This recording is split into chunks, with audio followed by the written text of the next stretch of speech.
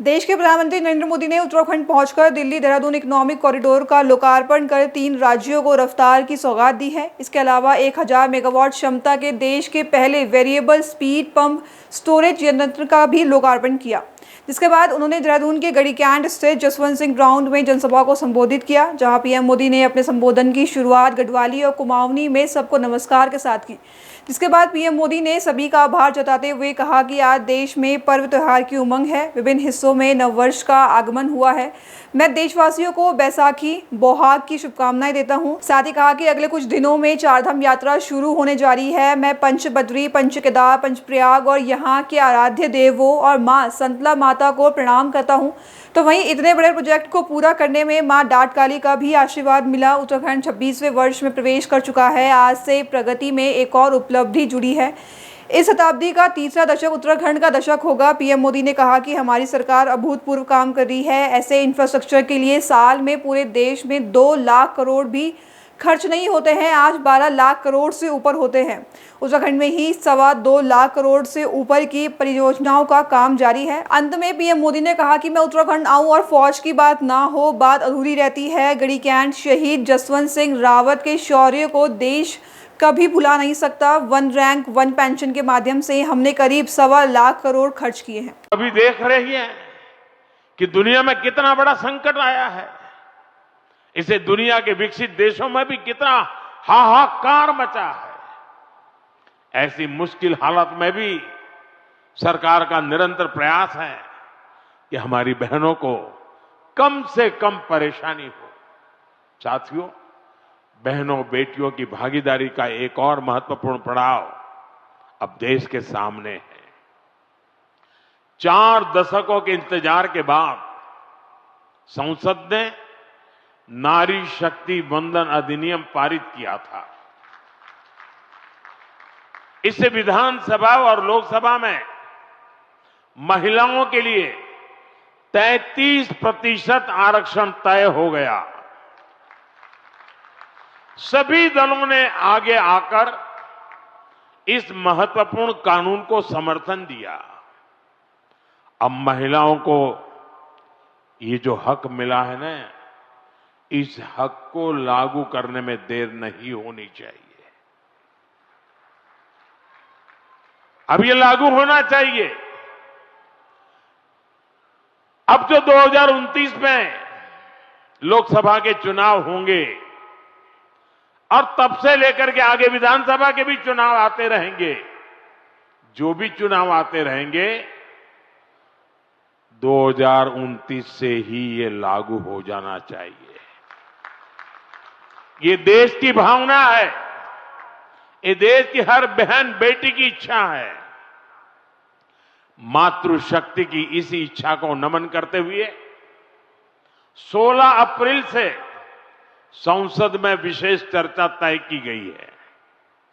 देश की बहनों बेटियों के हक से जुड़े इस काम को सभी राजनीतिक दल मिलकर के सर्वसम्मति से आगे बढ़ाएं, उसको पूरा करें। और मैंने आज देश की सभी बहनों के नाम एक खुला पत्र लिखा है। सोशल मीडिया में शायद ये मेरा पत्र आप तक पहुंचा होगा। हो सकता है टीवी और अखबार वाले भी इस पत्र का जिक्र करते होंगे। मैंने बड़े आग्रह के साथ देश की माताओं बहनों को इस कार्य में भागीदार बनने के लिए निमंत्रित किया है। मुझे पक्का विश्वास है कि पत्र मेरे देश की माताएं बहनें जरूर पढ़ेगी, एक एक शब्द पर मनन करेगी और इतना बड़ा पवित्र कार्य करने के लिए 16, 17, 18 को संसद में आने वाले सभी सांसदों को उनके आशीर्वाद भी मिलेंगे। मैं आज देवभूमि से देश के सभी दलों से फिर अपील करूंगा कि नारी शक्ति वंदन अधिनियम में संशोधन का जरूर समर्थन करें। 2029 में हमारे देश की 50% जनसंख्या हमारी माताएं बहनें हमारी बेटियां, उनको उनका हक हम देके रहे। साथियों, मैं उत्तराखंड डॉक्टर बाबा साहब आम्बेडकर की जयंती भी है। मैं बाबा साहब को कोटि कोटि देशवासियों की ओर से श्रद्धांजलि अर्पित करता हूं।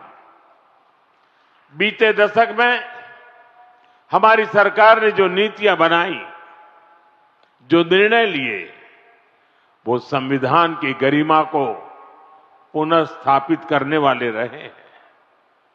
आर्टिकल 370 हटने के बाद आज पूरे देश में भारत का संविधान लागू है।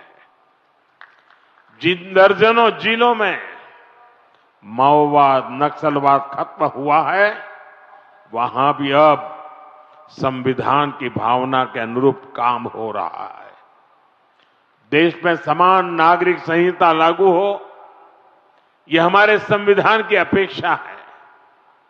उत्तराखंड ने संविधान की इस भावना को आगे बढ़कर और उस भावना को आगे बढ़ाकर पूरे देश को राह दिखाई है। साथियों, बाबा साहब का जीवन गरीबों को, वंचितों को, शोषितों को न्यायपूर्ण व्यवस्था देने के लिए समर्पित था। हमारी सरकार आज उसी भावना के साथ हर गरीब, हर वंचित को सच्चा सामाजिक न्याय देने में जुटी है। और सामाजिक न्याय का एक बहुत बड़ा माध्यम देश का संतुलित विकास है। सबको सुविधा है, सबकी समृद्धि है। इसलिए ही बाबा साहब आधुनिक इंफ्रास्ट्रक्चर की, औद्योगिकरण की भरपूर वकालत करते थे। यहां आने से पहले मुझे मां डाट काली के दर्शन करने का सौभाग्य मिला है। देहरादून शहर पर मां डाट काली की बड़ी कृपा है। दिल्ली देहरादून इकोनॉमिक कॉरिडोर के इतने बड़े प्रोजेक्ट्स को पूरा करने में माता डाट काली का आशीर्वाद बहुत बड़ी शक्ति रहा है। साथियों, उत्तराखंड राज्य अपनी स्थापना के 25 वर्ष पूरा करने के साथ ही 26वें वर्ष में प्रवेश कर चुका है। आज दिल्ली देहरादून एक्सप्रेसवे के उद्घाटन के साथ इस प्रगति में एक और बड़ी उपलब्धि जुड़ी है। आपको याद होगा, बाबा केदार के दर्शन के बाद मेरे मुंह से अनायास निकला था कि इस शताब्दी का तीसरा दशक उत्तराखंड का दशक होगा। मुझे बहुत खुशी है कि डबल इंजन सरकार की नीतियां और उत्तराखंड के लोगों के परिश्रम से ये युवा राज्य विकास के नए आयाम जोड़ रहा है। ये प्रोजेक्ट भी उत्तराखंड के विकास को नई गति देगा।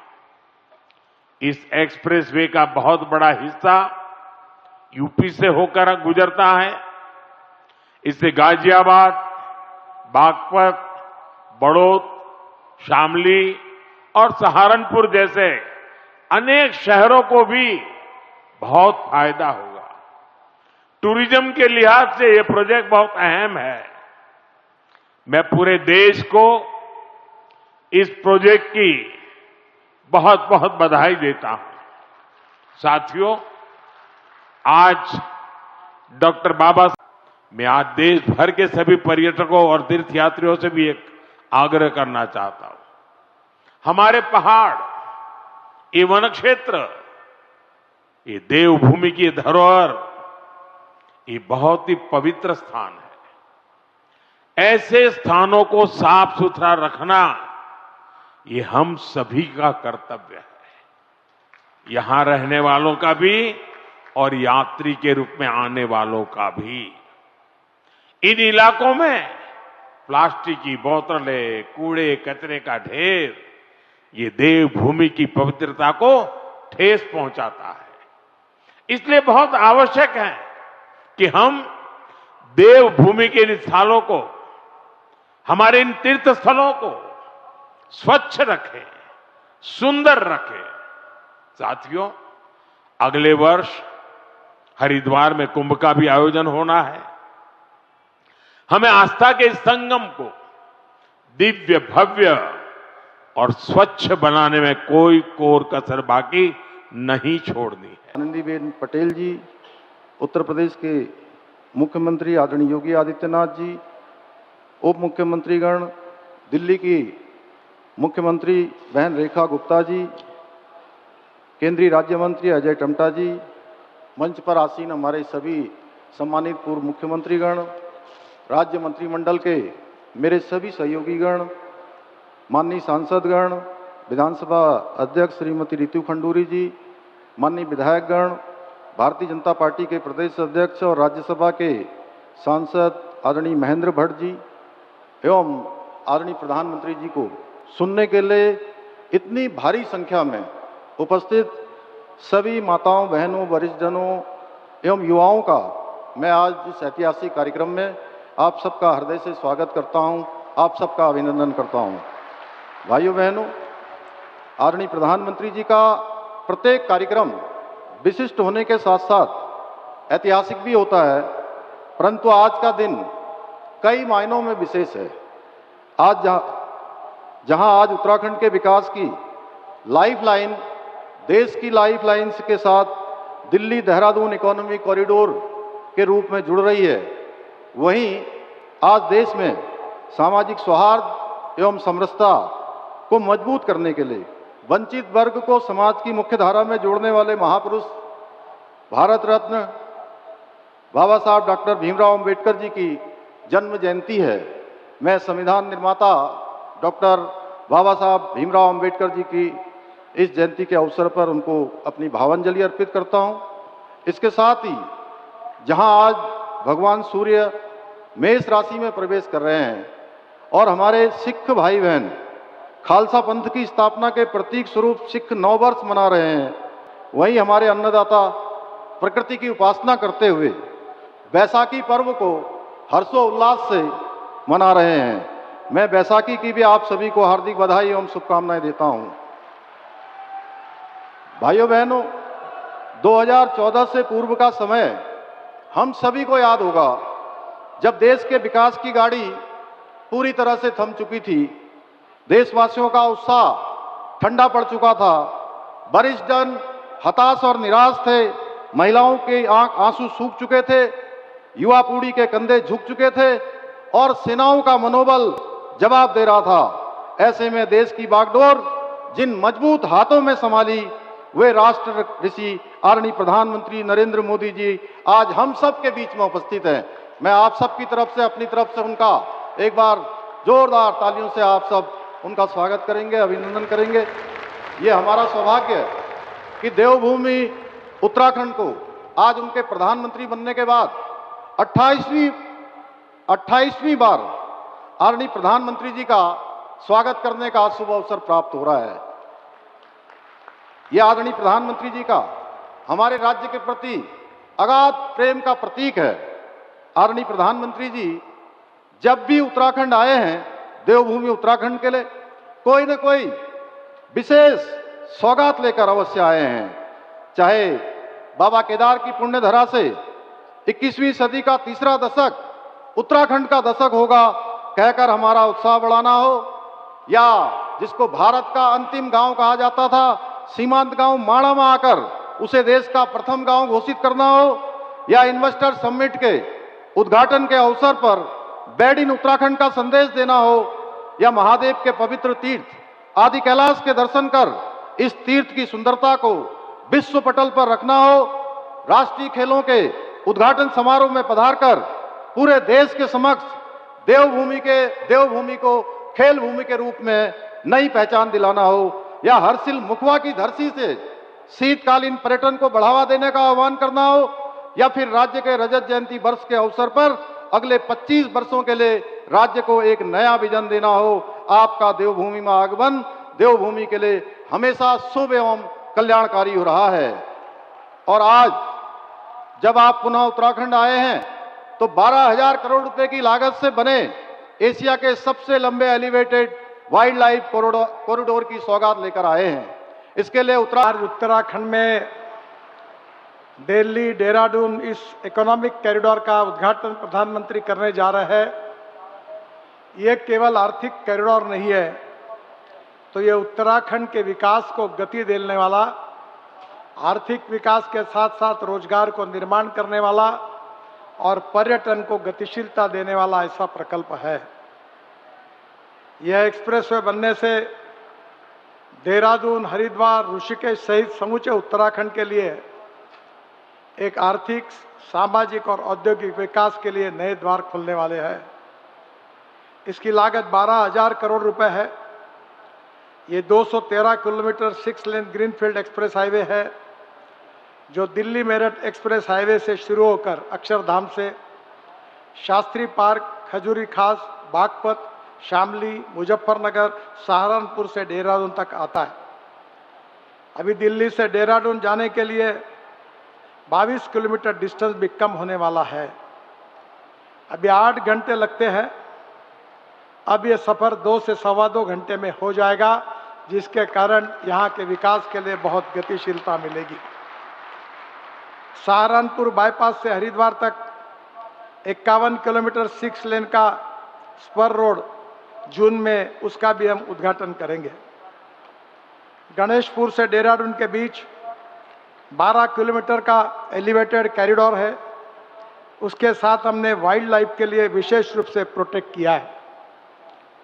मुझे बहुत खुशी है कि ethics, economy, ecology and environment, ये तीनों हमारे सोसाइटी के महत्वपूर्ण पिलर है। एक तरफ विकास भी करना है और दूसरी ओर इकोलॉजी एंड एनवायरनमेंट को प्रोटेक्ट करना है। अभी प्रधानमंत्री जी ने बहुत अच्छे तरीके से निरीक्षण किया है। वहाँ के वाइल्ड लाइफ को प्रोटेक्ट करते हुए हमने ये चिंता की है कि पर्यावरण की रक्षा कैसे हो, इसके लिए अनेक नए नए चीज़ों का अनुकरण, इनिशिएटिव इस प्रोजेक्ट में हमने लिया है। मुझे खुशी है कि प्रधानमंत्री मोदी जी के नेतृत्व में जब हमारी सरकार आई, तब उन्होंने इंफ्रास्ट्रक्चर डेवलपमेंट के लिए सबसे ज़्यादा प्राथमिकता दी और उस समय से अभी तक उत्तराखंड में करीब 1,30,000 करोड़ के प्रोजेक्ट हमने लिए। करीब 25,000 करोड़ की लागत के 2,461 किलोमीटर कार्य हमने पूरा किया है। जो प्रोजेक्ट चल रहे हैं वो 35,000 करोड़ के हैं और आने वाले जो प्रोजेक्ट है वो करीब 80,000 करोड़ के प्रोजेक्ट लगातार डीपीआर और पाइपलाइन में है। मुझे बहुत खुशी है कि 1650 करोड़ की लागत से कोटा साहिब से देहरादून होकर बल्लभपुर तक 4 लेन मार्ग मई 2026 में शुरू हो जाएगा। हिमाचल प्रदेश और उत्तराखंड के धार्मिक स्थलों के बीच अच्छी कनेक्टिविटी हो जाएगी। 1600 करोड़ की लागत से हरिद्वार में 4 लेन ग्रीनफील्ड बाईपास फेज 1 अक्टूबर 2026 तक पूरा हो जाएगा, जिससे दिल्ली से हरिद्वार तथा ऋषिकेश जाने में ट्रैफिक जाम की समस्या हल होगी। 1100 करोड़ की लागत से ऋषिकेश बाईपास बहुत महत्वपूर्ण है। अभी मार्च में उसको सैंक्शन हुआ है, हमारे प्रधानमंत्री जी ने कैबिनेट में उसको अप्रूवल दिया है और अगस्त तक इसका काम भी शुरू हो जाएगा। करीब 1,050 करोड़ की लागत से